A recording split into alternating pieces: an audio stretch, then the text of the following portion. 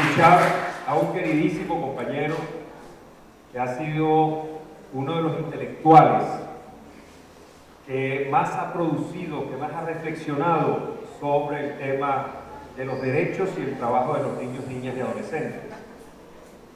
Él es nuestro querido hermano Alejandro Kucianovich, mejor conocido en los bajos fondos como Chito.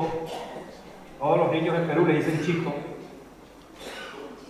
Alejandro es maestro de educación primaria, sacerdote católico, con estudios en Inglaterra y Lyon en Francia, miembro del Instituto de Formación de Educadores de Jóvenes, Adolescentes y Niños Trabajadores, docente en la maestría de Política Social, en la misión Promoción de la Infancia, en la unidad de posgrado de Ciencias Sociales en la Universidad Nacional Mayor de San Marcos. La misma universidad donde el libertador Simón Bolívar recibió el título de abogado. Después de haber presentado el examen, querían darle el título de doctor honoris causa. Él dijo, no, yo quiero presentar el examen. Y el libertador presentó el examen en 1826 y aprobó para graduarse de abogado, y el libertador es un titulado de la Universidad de San Marcos, donde da clase Chito. Es doctor honoris causa de la Universidad Nacional Federico Villarreal, tiene el grado de amauta, de maestro, de el chamán, el mayor, el más respetado, ¿sí? Otorgado por el Ministerio de Educación, y la medalla del maestro en 2013 por la Municipalidad de Lima. Es doctor honoris causa de la Universidad de San Marcos y en la Universidad de Manizales, en Colombia. Ha escrito muchos libros sobre este tema. Así que para nosotros es un honor muy grande recibir al querido Alejandro Chito, que afortunadamente todavía tiene ganas y fuerza de estar con los niños, niñas y adolescentes. Recibamos a Alejandro.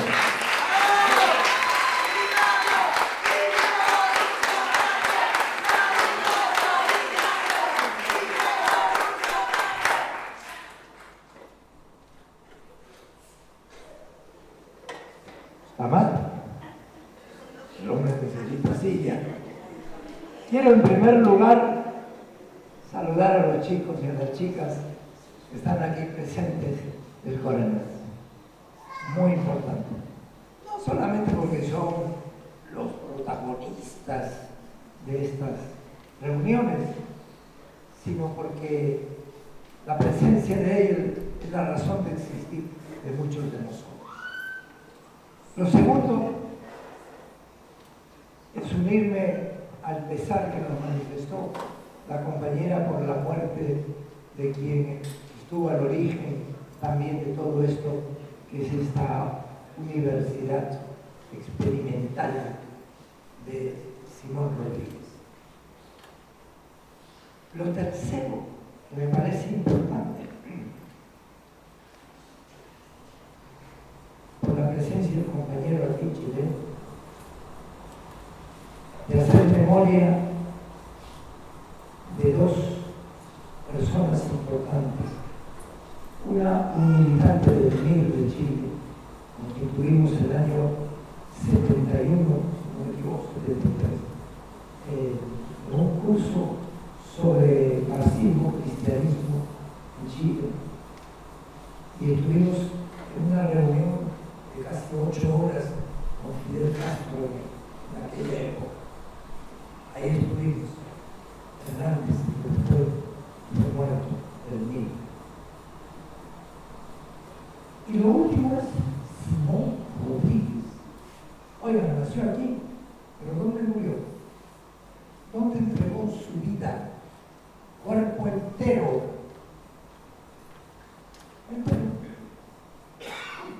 En la parte de la serranía y en la parte de la costa, en Saña, un lugar muy sencillo, muy lindo. Pero lo que tenemos nosotros de renovación pedagógica a lo largo de la historia republicana es la referencia de Simón Rodríguez.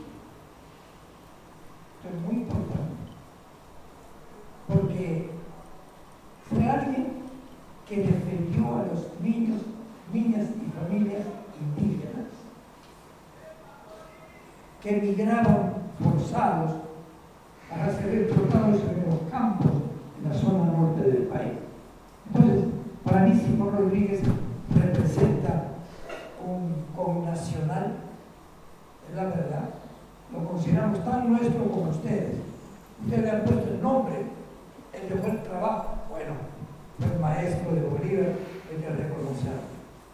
Entonces, para mí es un honor el poder estar aquí compartiendo con ustedes algunas reflexiones. Arranquemos una breve introducción. A mí me pareció bien el título de este evento. Habla de infancias. En plural, no existe una sola infancia. Han querido universalizar una manera de entender a los niños y a las niñas. Ahí se metieron los psicólogos, los educadores, los pedagogos, hasta los médicos, perdón, de Francisco. ¿No es cierto? Todo el mundo dice el niño, la niña, y se acabó como si fuera igual a 4.000 metros de altura, como nos decía la compañera, a Cerro, en un valle, al borde del mar, en un río, en una isla, a 3.800 metros, como el lago Titicaca, entre Bolivia y Perú, etc. Entonces, el plural es muy importante, pero no solamente para decir hay muchos, sino la pregunta es distintas batallas que dan las distintas infancias. Pero también me parecía clave el hecho de haber colocado educación y trabajo, porque ese ha sido y sigue siendo un territorio de permanente discurso desde organismos de Naciones Unidas para estandarizar. Y los que trabajamos en la universidad sabemos perfectamente que nos han colocado modelos que son necesarios, pero que no me los pueden imponer por la racionalidad que hay detrás de todo esto. Por supuesto que Salamanca fue siempre importante. Claro que Bolonia significó tanto, la Universidad de Córdoba, pero estas calificaciones de cuál universidad es importante, y esto para los muchachos es significativo, dónde voy a estudiar, dónde puedo irme a doctorar, etc. Yo creo que aquí hay un problema como educación y trabajo han sido escindidos, han sido separados. Y ahí me parecía clave que esto sea materia de estas jornadas de estudio. Pero lo que sí es más bonito todavía, miradas desde el pensamiento de Colombia. Oigan, miradas. Hay miradas que matan, ¿no es cierto? Hay miradas que humillan, hay miradas que entusiasman, pero la mirada significa la capacidad de dejarse interpelar, que el mundo entre en mí y que yo lo pueda cuestionar, que me pueda preguntar qué de nuevo llega a mí, qué de viejo tengo que abandonar, no por la edad, sino por lo que miro y observo. La mirada. Además, todo lo que se han enamorado aquí a lo largo de sus vidas, primero fue la miradita, ¿cierto? Miradas pícaras también, pero no importa. Entonces, lo importante es, mirada significa apertura. Mirada significa, tengo que permitir que lo que me rodea me interpele. Tengo que aceptar que mi mirar, el mundo que me rodea, puede ser una purificación de lo que yo pienso y siento. O sea, lo de miradas no es una imposición. Como decía el pequeño librito que nos acaban de obsequiar, Una mirada no es una ideología preestablecida. Es la disposición a dejarse sacudir, a sentir ecos distintos, ¿o no? ¿Cierto? Cuando uno va mirando a la gente, conforme va creciendo, y aquí ya hay algunos creciditos, pero que conocimos de más chiquillos, ¿no es cierto? Importante. Entonces, miradas, pero dice desde el pensamiento decolonial. Hay problemas. Antes de tener una idea, no hay algo que sentimos. Existen ideas que no estén arropadas en sensibilidad. Esto lo decía Maturana, que tuvimos la oportunidad de estar el año 18 en Santiago. Humberto Maturana, un biólogo fantástico. Es decir, un pensamiento significa que cambió en nuestro sentido. Si no, no hay pensamiento decolonial. Esto me parece claro. Claro, los doctos y los profesores universitarios van a elaborar un pensamiento. ¿Y por qué, digamos, se interesa a reelaborar un pensamiento decolonial? Porque sienten que eso corresponde a una manera de las relaciones que establecemos entre nosotros. Entonces, la pregunta es, ¿hemos logrado pensamiento decolonial en los textos, en los libros que se publican? Pero ¿cómo está el estado de ánimo? ¿Cómo está el imaginario y el sentimiento colectivo en relación a nuevas formas de colonialidad que se nos quiere imponer? Lo pongo como pregunta, no como un juicio. Esto me parece a mí que nosotros, antes de mirar, oímos. ¿Cómo empieza la inteligencia del ser humano cuando estamos en la barriga de la mamá?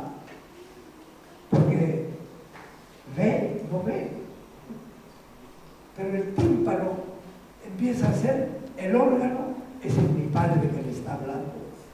Cuando un padre le habla a la barriga de la mamá, algo hay ahí, se mueve de otra manera. Cuando habla el abuelo, patea de repente, yo no lo sé. ¿Qué quiero decir? Es a través de esta membrana que se percibe. ¿Por qué lo digo? Porque me parece importante el rol que juega el cuerpo como tal, en eso que llamamos entender, comprender. Nuestro cuerpo tiene un lenguaje, habla. Entonces, por ahí me parecía simpático estos días de reflexión, porque nos coloca frente a cuestiones fundamentales.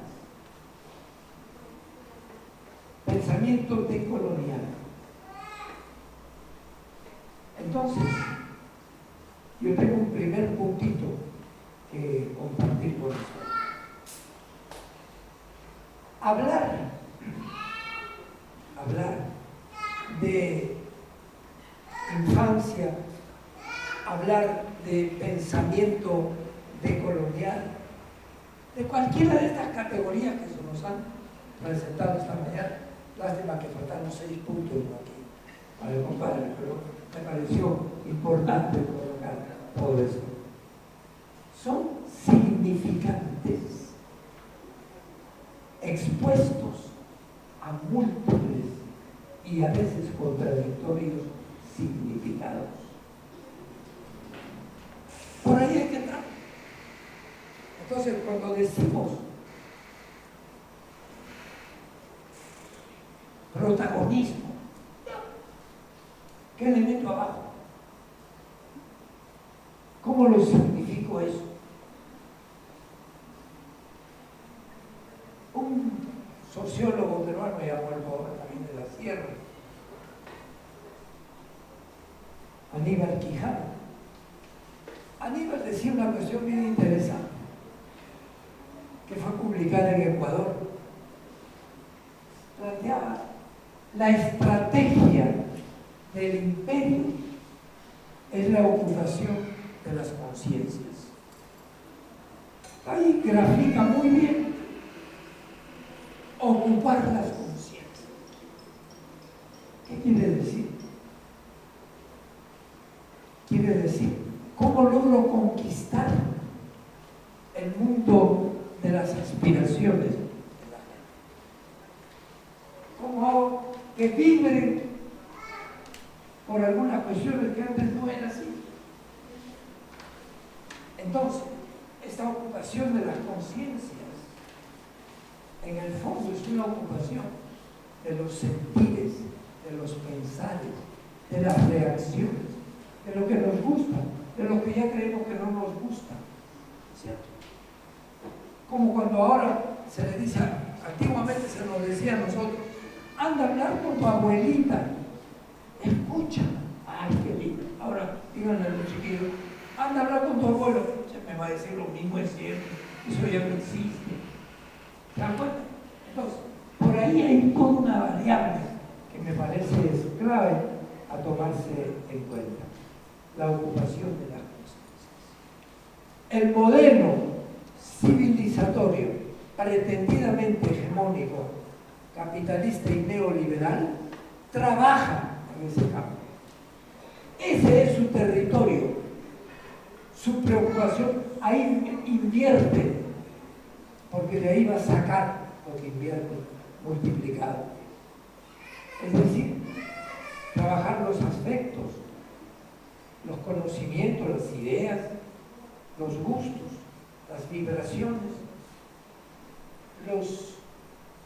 lo que nos hace sentir estamos en bienestar, nos sentimos bien. ¿Qué nos hace sentir bien ahora? ¿Qué le hace sentir bien a un niño que ha nacido en el campo, que has tenido que cultivar con su familia la tierra, cuidar los animales, y después se depende por todos los aparatos actuales, nos venden otras imágenes? No me siento bien, tengo que viajar, tengo que ir a la capital, tengo que salir del campo para progresar.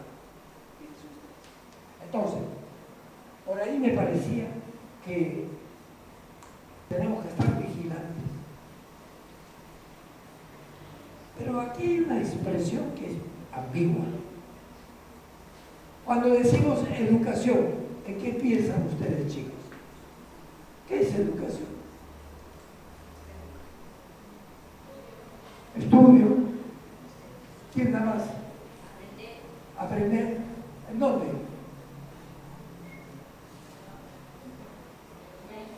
En la escuela. Para es alguien que nos prepara. Alguien que nos prepara. Alguien que nos forma, nada que ver. Ahí de entonces, fíjense, todo lo que han dicho, ahí está graficado. Educar igual escolaridad. Falso. ¿No te educas antes de ir a la escuela? No.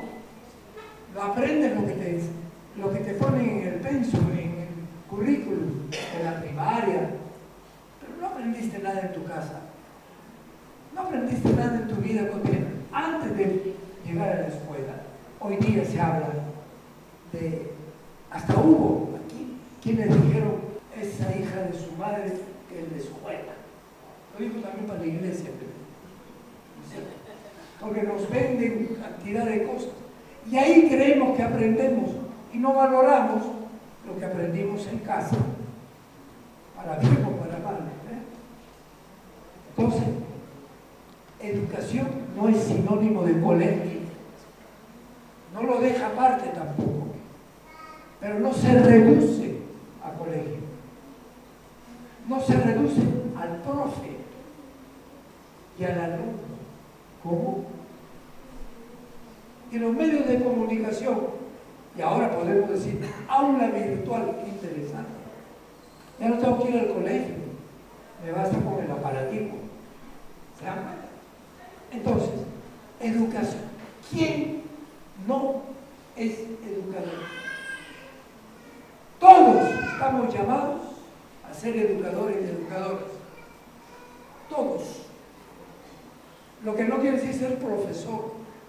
Eso es otra cosa. Ustedes, chicos, y el testimonio que han dado el compañero y la compañerita, importante, y también la compañera, ¿verdad? ¿Por qué? Porque han dado lo que ellos consideran que es importante. Hemos estado hasta ahora en un proceso de autoeducación colectiva, compartiendo lo que sabemos, lo que sentimos, lo que pensamos, lo que soñamos. A mí que no me van a decir, una mamá no es maestra de escuela, pero es un educador. La dimensión educativa está inscrita en todo ser social. Que me preocupo cómo recepciona el otro lo que yo les voy a compartir. Pablo Freire tenía razón. El viejo era genial. Cuando Pablo dijo, nadie educa a nadie, todos nos educamos. Una cosa es tener título de profe, yo soy profesor de primaria, chiquillo. Pero puedo ser, siempre pregunto a los maestros, la organización sindical de maestros, cuando eso estaba más o menos fuerte. ¿Cuántos maestros tenemos en el Perú? 400.000. ¿Cuántos son educadores? La diferencia entre ser docente y ser educador. Diferencia no quiere decir para contraponer, pero tenemos más docentes que educadores y educadoras. Entonces, un político tiene que ser un educador, ¿o no? ¿Qué dice? ¿No es cierto? O sea, aquí no hay, la profesión no nos tiene que apartar de esta dimensión social, de estas relaciones intersociales, intersubjetivas, lo decía muy bien, que ahí es donde se juega eso que llamamos irnos educando entre todos. Una segunda consideración grande. Se habla de que asistimos a la emergencia de un nuevo paradigma sobre el mundo de los niños, las infancias de general. Y esto tiene que ver con, a ver, ¿tiene derecho a quitar? Se acaba de decir, acaba de una vez a la cama. Mira, yo creo que han surgido a lo largo de la historia paradigmas bien bravos. Por ejemplo, cuando se puso de moda los colegios militares. Entonces, desde el tercero y secundario al colegio militar. ¿Por qué? Porque querían ciudadanos formados como soldados. ¿Qué es esto? Para ahí, ¿cuántos muchachos? Había facilidades para continuar a la secundaria en los colegios militares. En el país. Eso se acabó. Porque la militarización respondía a un paradigma de infancia, que quiere decir sentido de la disciplina, sentido del orden, sentido de la sumisión. Hay uno que manda y otro que obedece. Esos paradigmas no han desaparecido, se han recamuflado de nuevas formas de autoritarismo, de verticalidad, que no hemos terminado de sufrir. Pero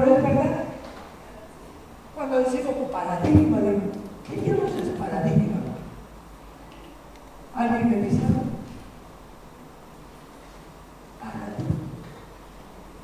Casi suena una mala palabra, ¿no es cierto? Para algunos son como líneas, o sea, líneas como la manera en que se pueden usar en ciertos temas. Son eso, como fronteras de pensamiento o de acción en ciertos ámbitos. ¿Alguien da más? Como en el mercado. Bueno, es que el morir moral. Él dice una cosa bien interesante en un librito que seguramente ustedes trabajan aquí también, que fue preparado en el año 96 para UNESCO, los 7 saberes necesarios para la educación del siglo XXI. ¿No es cierto? Y ahí dice una cosa linda. Dice, el paradigma es un pensamiento oculto que está enervando, articula todo lo que hace, aunque yo no esté hablando en blanco y negro, lo que estoy buscando. Paradigma, lo que ha dicho mi colega y muy importante, son referentes, son líneas, pero que van rearticulando y dándole un orden a un proyecto. No hay paradigma sin proyecto que sea una especie de propuesta para ver. Bueno, hemos vivido estamos intentando colocar este paradigma del protagonismo. Les voy a contar un chisme. El año 1968, hace tiempito, en plena efervescencia de cambios en el país, hablo de Perú, el movimiento popular, como lo llamábamos, se organizó. Los campesinos dijeron basta, todos los años 50 hasta bueno, y ahí se reunieron las organizaciones del sur de Lima, organizaciones del área, es decir, comunidades organizadas. Y un compañero politólogo les pegó una charla y le dijo: estamos asistiendo a la emergencia del protagonismo popular. Nadie dijo pido. La palabra pasó. Protagonismo, nadie, ¿qué quiere decir protagonismo? Nadie preguntó. ¿Saben? Porque todo el mundo sabía a qué se refería. Estamos tomando voz pública, haciéndonos presentes, articulándonos, relacionándonos, los que tenemos problemas similares. Nadie preguntó qué diablos significa protagonismo. ¿A qué? Pero todo el mundo sabía que estábamos en un clima distinto. No se trataba de una definición, se trataba de evocar una vivencia, un clamor que estaba presente en la voz, en las preocupaciones, en los sentimientos, pero también en las grandes aspiraciones de la vida. Entonces la palabra protagonismo es que yo en Brasil un compañero escribió un texto donde decía: la categoría protagonismo ha tenido suerte. Los sociólogos no la han adoptado como una categoría conceptual. Es una palabra interesante, porque bueno, era una crítica real hasta el día de hoy.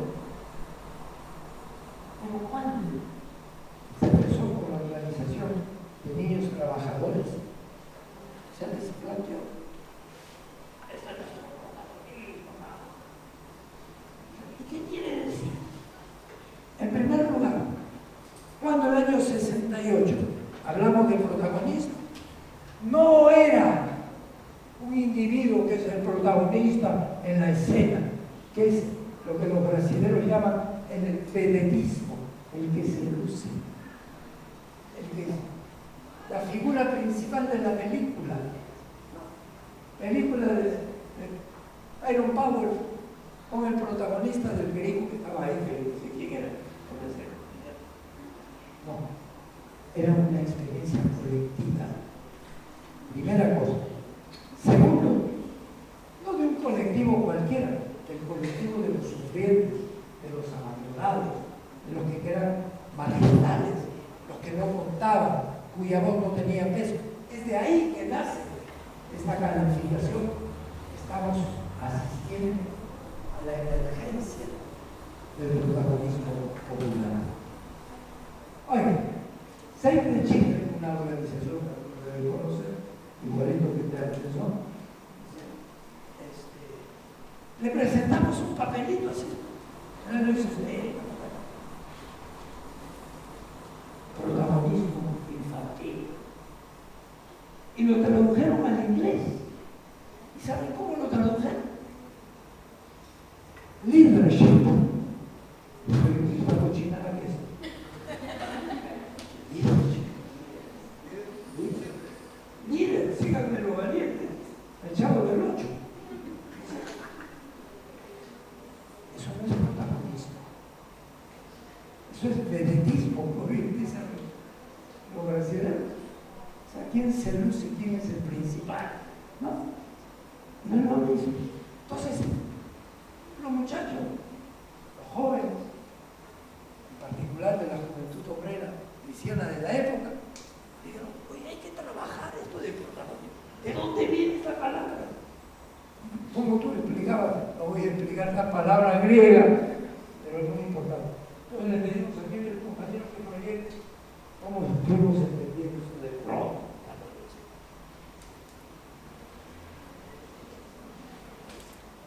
En primer lugar, esta es otra composición. Protos con R, protos con otra cosa. Incógnitos. Esto significa poder. Argeo para los griegos. Argeia, que quiere decir dignidad. Hay poderes que no cultivan dignidad. Se puede llamar ejercicio de poder lo que no, los chicos han dicho aquí, ¿sí? Trabajo digno, caramba. Y cuando dicen trabajo digno, están estableciendo una línea de poder frente a los poderes dominantes. Entonces, arjo, que significa tener iniciativa. Uno no es un mamerto pues que está ahí, dígame qué tengo que hacer. No, como en el colegio. A ver, ¿qué es lo que hay que hacer para aprobar? No, toma iniciativa, cariño. Hay que tener capacidad de activar lo mejor que uno tiene. Entonces, pero miren ustedes, puede haber poder en la mediocridad. Hay que aspirar a la excelencia. Entonces, hacer las cosas para cumplir, eso no es ir siendo protagonistas. No se trata de la perfección, se trata de la exigencia de hacer lo mejor que está a nuestro alcance. Eso por uno. Pero si agarramos la palabra gónimos, esto lo entienden bien algunos aquí, seguramente. ¿Qué cosa es la gonorrea?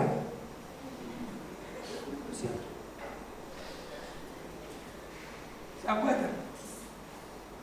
Hay un poder degenerativo. Pero aquí significa generar, ser fecundos, ser productivos, ser generativos. Nadie puede ir siendo protagonista de su vida si no contribuye al protagonismo de los demás. Esto es muy importante. No es yo soy la última chupada del mate, lo mejor. No. ¿Qué has hecho para que otros también vayan siendo eso? Pero esto tiene que ver además. Mire usted la palabra algo. Aquí significa asumir una responsabilidad. Pero también algo significa arrimar el hombro, ser solidarios. ¿Cómo se puede ser protagonista sin ser solidario? Se puede ser social, que no es solidario. La solidaridad no es una cuestión externa a nuestra condición de humanos, está inscrita en nuestra condición social. Que la desarrollemos o no, otro problema. Pero además, punto de unión. Oigan, ¿cuánta gente en el mundo social, administrativo y político se dedica a cortarle el moño, como decimos, a la gente para lucirse? Es decir, para dividir. Esto ya lo decían los antiguos. Divide et impera. Divide y gobernarás, serás el principal. ¿Cómo? El protagonista es el que articula, el que no descuida ninguna posibilidad de que otros también pueden ir teniendo parte de la iniciativa. Pero hay algo más, fíjense ustedes. Y esto tiene que ver con esta última acepción, agonistes, de agonismo. Cuando uno le dice está en agonía, ¿qué quiere decir que está en agonía? Está para mancar, ¿no es cierto? Para morir. ¡No! Agonistes significa la lucha contra toda forma de muerte. El valor de la vida sobre cualquier forma de muerte. Todos somos agónicos, estamos peleando por mejores condiciones de vida. Así es. Entonces, creemos agonía igual te va a patear el balde, como se dice. Ahorita tira la pata. No. Agonía quiere decir, la vida es más importante que la muerte. Morir vuelve a decir una cuestión muy interesante. Vivimos muriendo, pero hay que morir viviendo. ¿Qué dices? Esto es una... Y es verdad. Nada de lo que yo estoy diciendo ahora es igual a lo de hace 30 segundos. No es lo mismo, aunque sea la misma palabra. Nada se repite. En ese sentido, hay quienes hablan de la eternidad del instante. Todo instante es importante. No importa en qué momento de la vida uno escucha o oye o se encuentra con alguien. Cada instante es importantísimo. La administración del tiempo como posibilidad de humanidad. Entonces no podemos perder. Están perdiendo tiempo dedicándose a los niños. Perdiendo tiempo. Y lo que se dedican a los viejos, ¿se dan cuenta? Entonces, ahí hay un elemento. Por eso preferimos hablar de protagonismo y no de liderazgo. Porque hay más riqueza semántica de Dios en lo que quiero. Fíjense ustedes, en una excursión sobre algunos elementos, miren todo lo lindo que es. Entonces no es la participación, por eso que no han colocado participación protagónica en esta línea. Nada de esto fue recuperado al momento de la Declaración sobre los Derechos, la Convención sobre los Derechos del Niño. No existe. Había otras preocupaciones. Estaban centrados en otra cosa. Al punto que no todas las lenguas tienen esta palabra, protagonismo. Por ejemplo, en Francia, en el francés, no existía la palabra protagonismo en este sentido. Pero con unos sociólogos, varios años, estoy hablando del principio del año 2004, 2008, se abrieron y pusieron protagonismo, porque las palabras son hijas de su contexto. Y por lo tanto, podemos enriquecerlas, pero también podemos devaluarlas, la podemos instrumentar, que es lo que ustedes saben perfectamente. Amor mío, amor tuyo. Después de todo lo que me has dicho.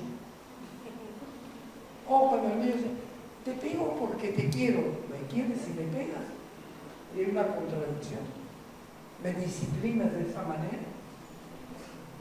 Entonces, la palabra protagonismo, por ahora, la vamos a eternizar, tiene una riqueza que nos parece mejor que simplemente hablar de participación, de promoción. Si no es en esa perspectiva, ¿para qué? Por esto me parecía clave, paso a mi tercero. ¿Cuántos minutos quedan, causa? ¿Cuántos? ¿5? 6, ya. 6 puntos. Una hora. No, bueno.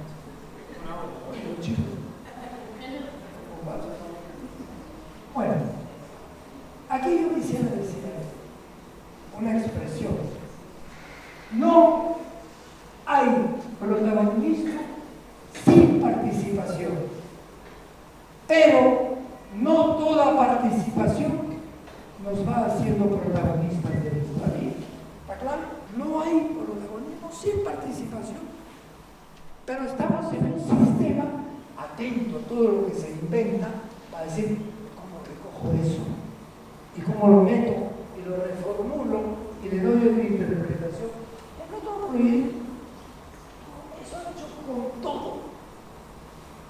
Por eso tenía razón este sociólogo que dice la estrategia de lo que se cree que nos falta más es la ocupación de las conciencias y el cambio del sentido y del significado de las categorías de dinero. Oye, hace unos años en los estales, ¿no es cierto? Dijeron, hay un instituto especializado a estudiar todas las categorías que se están utilizando. Ahora, mejor todavía, porque cada cachivache le llaman celular, le llaman computador, etc. Cada uso, todo eso está tabulado, todo eso va a un sistema de control. Hay un control que no lo sentimos abusivo, pero que lo es, que está adulcorado, por decirlo de una manera. Eso significa que de una u otra forma sí es importante cómo nombramos las cosas. Entonces, cuando aquí los chicos han dicho que queremos una participación protagónica, está bien. A mí me causa un poquito de caramelo, porque los sustantivos pasan a ser adjetivos. Participación protagónica. Pero no para quitarle fuerza, sino para decir una participación que nos permita construir nuestra autodeterminación, nuestra autonomía. Nadie es el otro, nadie. No existe fotocopia de ninguno de nosotros. Somos útiles. Como nuestra huella digital. Igualito. La huella digital. No se ve. ¿Qué quiero decir con esto? Y aquí recuperamos no el montón, las infancias. Estamos recuperando a cada persona, a cada sujeto.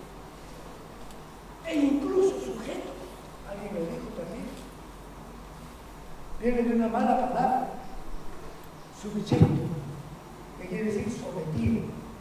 Pero le hemos cambiado el cerebro. Yo no soy objeto, soy sujeto. Qué bonito. Y es verdad. Le cambiamos, lo vaciamos de su posible ascensión de carácter negativo y lo afirmamos con la fuerza social, ética y política que eso tiene. Pero, aquella noche de algunos sociólogos que son interesantes, nadie deviene sujeto si no se hace autor. Y actor social significa, ¿cuál es la presencia política de los niños y de las niñas?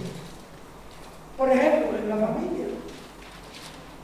No, la política es para afuera de la familia. ¿Cómo? ¿Cómo el niño, la niña, los adolescentes van siendo sujetos éticos? Porque nos plantean otra manera de pensar las relaciones entre nosotros y nosotros. Entonces, ahí se cayó el chico. Ahí es donde, pero son útiles los cachones. Esto tiene que ver con algo que es bien bacán, pero al mismo tiempo bien preocupante. Pero es como una foto, ¿cómo llaman eso los médicos? Una radiografía. Cuando no se procesa radiografía. Tomo oye, 1789. ¿Qué pasó en el mundo? ¿Los chicos se acuerdan de algo? 1700. Había no habían nacido. Pero una cosa muy linda. Los derechos del hombre y del ciudadano. En la palabra hombre, no sé que ya cambiaron aquí la nomenclatura. Segundo. Se les reconocen los derechos a todos, sin distinción. El progreso. La revolución burguesa, la revolución francesa, genial.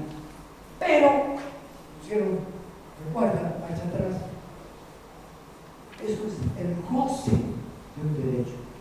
Cuando yo digo gozar, quiere decir, me siento bien, ¿cierto? Estamos gozando. Eso es lo que sí. Pero dijeron, dos puntos. Y del ciudadano, como ciudadano es otra cosa. Si yo le digo que los niños no son ciudadanos, gozan del derecho, pero no lo pueden ejercer. ¿Se acuerdan? Entonces dijeron, todos gozan, pero para el ejercicio de los derechos hay tres sectores que hay que esperar un poquito. Uno, las mujeres, por ser mujeres. Primera discriminación. Hasta el día de hoy, el analfabetismo en nuestra América, nuestra amplia Yala, como bien se dice, tiene cara de mujer. Y la mujer dirige al campesino, al particular. Dos, los pueblos originarios. Esos son para después, cuando se civilicen, podrán ejercer. Cuando adopten la lengua dominante. Cuando se vistan, porque andan medio pelados. Etc. O sea, cuando se modernicen. Y tres, los menores de edad. Ahí se fregaron mucho. A mí me pasó con un chiquillo. Yo estaba para tomar un bus para ir hacia el sur del país. Reuniones con los niños, trabajadores, 400 kilómetros. Y había un niño delante de mí, lindo, hermoso. Hace un poquito de calor, se abanicaba con su tarjeta de identidad. Llegamos a la puerta y la señorita que estaba muy correcta dijo, niño, ¿dónde está el adulto que garantiza quién eres? Le digo, ¿qué está bien? ¿Está mi certificado acá? ¿Mi DNI? Le digo, sí, pero no basta. ¿Dónde está el adulto? Pero acaso, ¿usted es mi nombre? ¿Por dónde nací? ¿Dónde está el adulto? Entonces el niño recogió su documento. Unos 4 pasos atrás estaba la mamá. Fue el niño y le dijo a la mamá, esto no sirve para nada, y lo tiró al piso. Tiró la boleta, la tiró al piso. A mí me encantó. ¿A qué le doy? Una tarjeta de identidad que no tiene ningún significado. Tiene que haber una luz. Que lo pueden engañar como nos engañan a nosotros. Es verdad. La ficción de tener derechos y la restricción en el ejercicio. Bueno, es comprensible. Tiene que haber criterios de ejercicio, pero no para mutilar. Me pasó en la India, cuando fuimos a un evento ahí, con chicos, con 5 chicos. Y uno, chiquillo de la ciudad, me dijo, voy a cambiar mis dólares en moneda local. Y fue a la ventanilla, llegó muy bien. Y cuando él dijo, me cambian esto, ¿dónde está el adulto que garantiza que no va a destruir? Entonces yo no puedo dejar. Yo simplemente me paré al lado de la ventanilla y lo atendieron. El adulto como garantía de que el niño puede ser creíble. Esto me parece a mí es clave para hablar de protagonismo, es decir, de autonomía. Autonomía siempre es relativa, siempre es relativa. Nadie es absolutamente autónomo en el sentido pleno de la palabra, tampoco los adultos. No, ni siquiera el adulto mayor. El adulto. No, lo que es claro. ¿Qué quiero decir con eso? Cuando digo autonomía relativa, aquí sí me interesa el inglés, eso es lo relative en inglés. Aquí nos pertenece a ellos. Ellos son voluntarios. La autonomía nunca es absoluta, como la libertad no es absoluta. Eso lo decía incluso un documento de Naciones Unidas, donde se planteaba el hecho de que la autonomía, la libertad no es el máximo criterio. No. En nombre de la libertad se han hecho las barbaridades del espíritu más grande. Plantean un correctivo, un elemento de regulación importante. No puedo yo garantizar paz solo afirmando libertad, sino responsabilidad, que es otra cosa.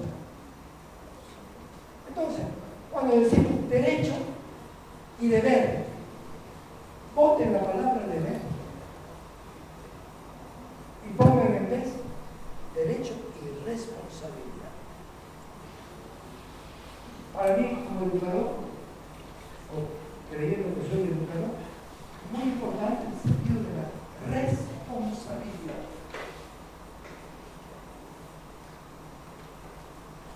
Bueno, vayamos terminando. ¿Falta un minuto? No, por ahí. Te faltan 5, Alejandro.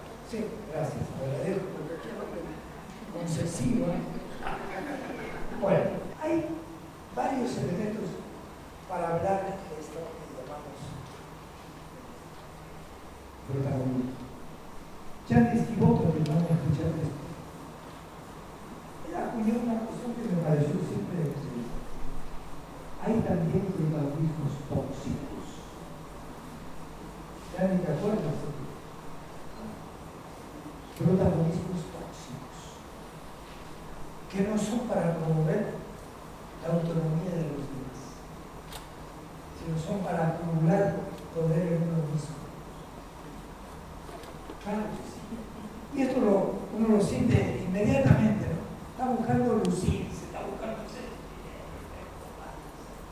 Por eso en la escuela, con niños trabajan en un mercado, ya que también fue profe ahí, dijimos, aquí no existen notas calificativas. No. aquello que existe es una apreciación.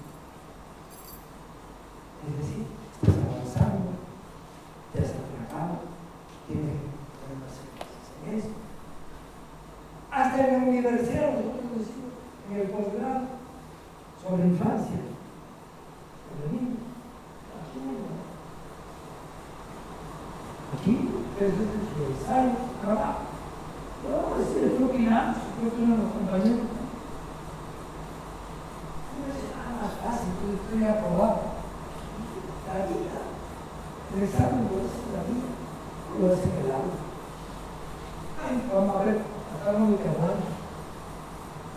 Estamos acostumbrados a los parámetros de control y no a la evaluación cara a cara de qué te falta, cuánto has avanzado o dónde podrías seguir potenciando tus cualidades. Sí.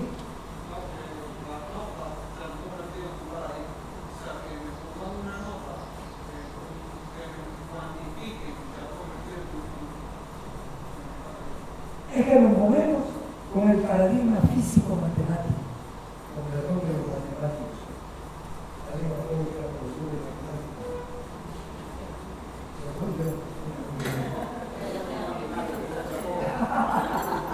Bueno, pero hoy día nos tenemos que mover también, sin especial, el paradigma físico-matemático, con el paradigma biológico. Los médicos debieran darnos cátedras. Nadie dice, al dedo gordo, el pie izquierdo, le está doliendo la uña que se me ha sacado. ¿No? Como si fuera otra cosa. Me está doliendo la uña del dedo gordo. Orgánico quiere decir que yo toco algo y eso tiene un impacto directo e indirecto a su debido tiempo sobre el resto del organismo. Se puede curar de un lado que no lo que el otro. El paradigma orgánico es lo que yo planteo a los niños como afecta al conjunto de la sociedad. Pero como son niños, sí, son partituras, no los afecta. ¿Cómo les afecta a las criaturas? Nuestra bronca como pareja, nuestra separación de violencia. ¿O no? Algunos creen que no sabe el niño nada, no sabe, lo siente, lo vive, lo percibe, lo absorbe. Por eso me parece importante recordar los campos de batalla para ir avanzando. A mí lo planteó, uno decía, la invención de la raza. Yo vengo de una ciudad colorida, profundamente racista. Tuve la suerte de tener una abuela que era de la sierra. Y ella me dijo una cosa lindísima, porque yo andaba chivateando todo el tiempo en la calle, en los charcos. Tenía flores. Y hubo crítica. Oye, este blanquimiento se mete con toda la choquería. Y me acuerdo que hay gente que tiene la piel blanca y el corazón negro, feo, sucio. Hay gente que tiene la piel oscura y tiene el corazón negro. Sí, aprendí. ¿Cómo aprendí? Cuando a uno le dijeron, la chica que trabaja en casa es una sirvienta. Que eso puede ser recuperado como para decir, eres parte de la familia humana. No. Lo tienes que respetar como respetas a tus hermanos, pero tu propio hermano. Eso le queda a uno. Nosotros acompañamos el proceso de organización de las entidades domésticas desde el año 64. Porque esas cosas sí son importantes. Cuando uno le cambia el chip. La invención de la raza, eso dice Quijano. nos inventaron la raza. 2, nos inventaron la cuestión, el cuerpo como territorio de determinación. También el cuerpo hoy ha crecido